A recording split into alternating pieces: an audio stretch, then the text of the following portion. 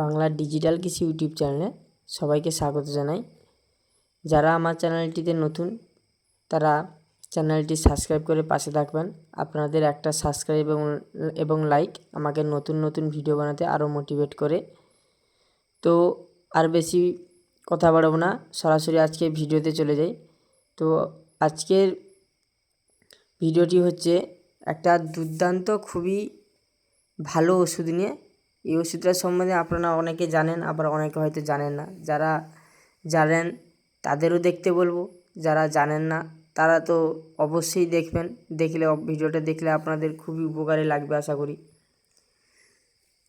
এই ওষুধটা প্রয়োগ করলে আপনাদের কফি গাছ মাত্র 15 থেকে 20 দিনের মাথায় সেচ দেওয়ার উপযোগী হয়ে উঠবে। এবারে অনেকে বলবে সেচ আমরা তো 10 দিনের মাথায়, সেচ অনেকে 10 দিনের মাথায় দিয়ে যায়, কিন্তু 10 দিনের মাথায় সেচ দিলে ওইটা খুব ভালো হয় না। কপি গাছ একটু বড় করে নিয়ে সেচ দিলে তখন ভালো হয়। এই ওষুধটা হচ্ছে আদামা কোম্পানির মাস্টার কপ। যে আদামা কোম্পানির মাস্টার কপ, এই ওষুধটাতে প্রচুর পরিমাণে কপার আছে।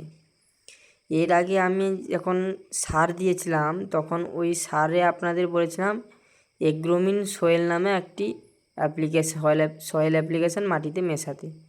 ওইটা যারা মিশিয়ে প্রয়োগ করেছেন তারা এই ওষুধটা যদি প্রয়োগ করেন তাহলে খুব ভালো হবে। কারণ এই ওষুধটা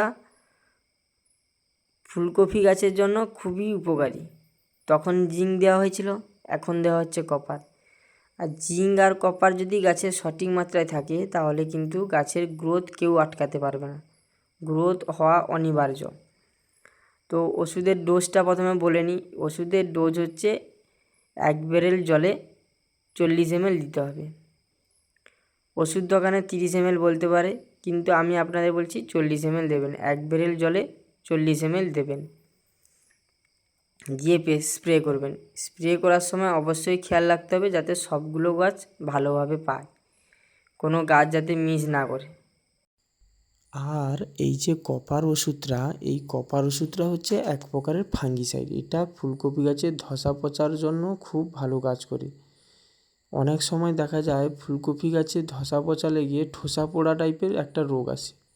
ওই রোগটার জন্য এই ওষুধটা দারুণ উপকারী। তো এই ওষুধটা যারা মারেননি, প্রয়োগ করেনি, তারা একবার প্রয়োগ করে ওষুধটা পরীক্ষা করতে পারেন। এখানে আমি ফুলকপি গাছ লাগিয়েছি প্রায় 2500 মতো। 2500 গাছে আমি 2 ব্যারেল ওষুধ স্প্রে করছি। তো এই অনুপাতে আপনারা ওষুধ স্প্রে করতে পারেন। একটু কম বেশি হলে সমস্যা নেই, তো বেশি কম বেশি হলে সমস্যা আছে।